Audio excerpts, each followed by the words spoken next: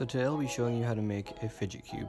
I know it didn't turn out as well as I expected it to, but it still works pretty well. As you can see, there are different buttons that you can press, there's a different wheel that you can turn, there's a switch that goes on and off, and there's a couple more wheels.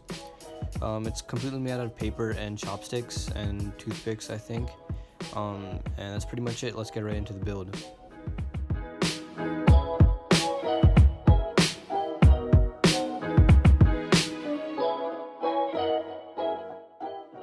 To start off, you're going to need 3 sheets of white cardstock.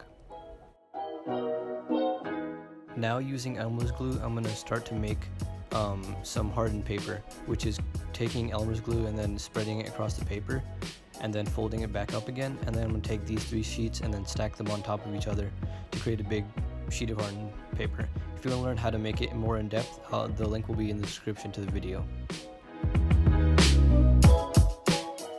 Now I'm going to go on to make a template for my build.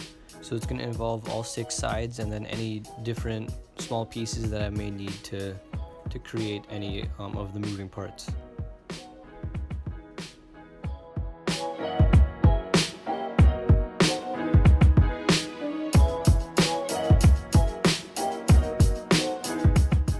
So here, as you can see, I finished my template. At the bottom you'll see the 6 sides, and at the top any extra pieces that I'll be needing.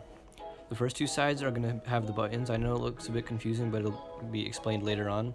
You can ignore these squares over here because I don't end up using them. And then next,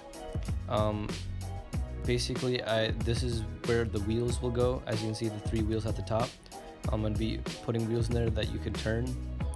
And then the next side, it's going to have a big wheel that you can turn horizontally rather than vertically in the last one.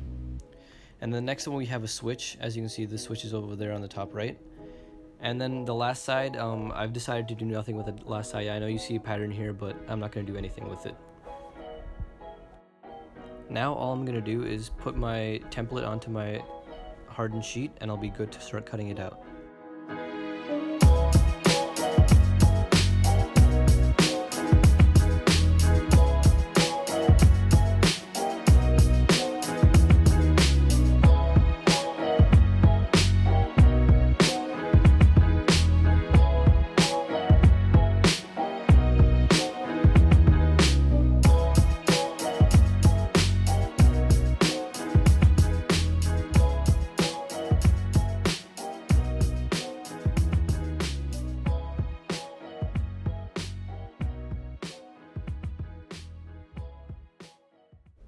So as you can see, I cut out all the parts. You can see the 6 sides at the bottom and all the extra pieces at the top.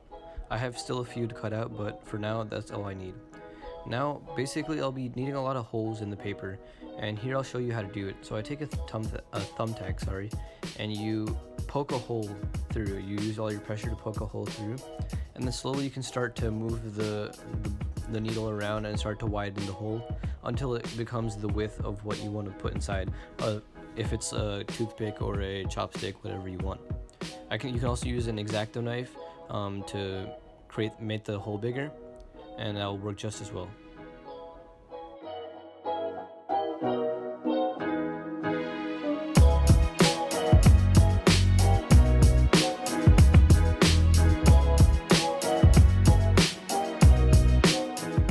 So I took the 3 circles that I cut out and put them through a little toothpick, and what I'm going to do is I'm going to put it into this, as you can see, fit it in there, move anything around that I need to, and then I can super glue whatever I need to keep it in place.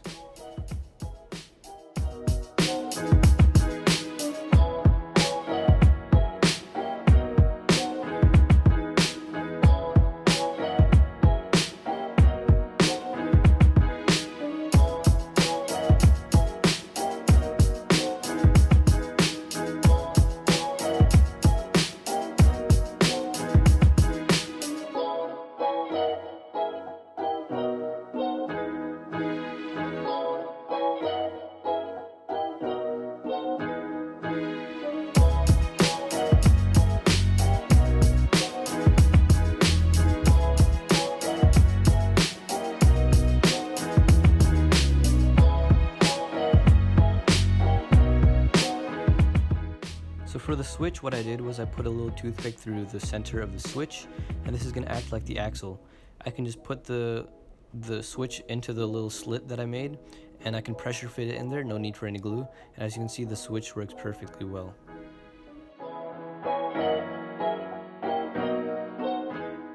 So for the buttons, I put 4 holes in 2 of the sides, wide enough for chopsticks to put in, and they are 6 centimeters length chopsticks, which I'm going to put into both of the holes and connect them together. This way that I have buttons on both sides, so I can push them through back and forth to act as buttons.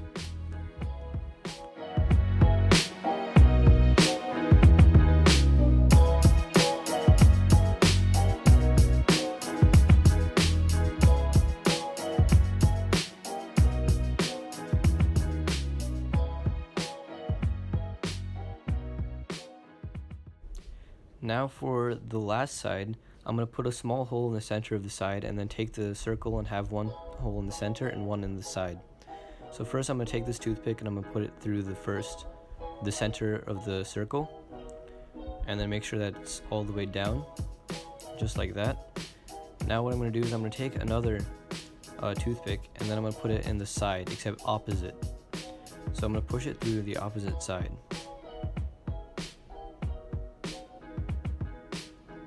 Now I'm going to take this and I'm going to cut it to length, just so that I can use it to properly fidget the circle horizontally. The center toothpick is going to act like the axle, which I'll put through the side, as you'll see. So there you go, I'm going to put it through the side, and that's going to act like an axle. I can cut the bottom to size if I want to, but as you can see here, the wheel will turn just as I want it to.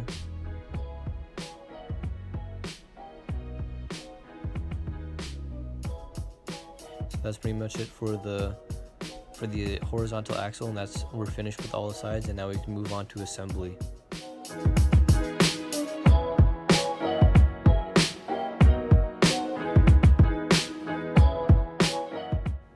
Alright, so for the last assembly part, all you're going to do is you're going to take some super glue and you're going to put all the sides together.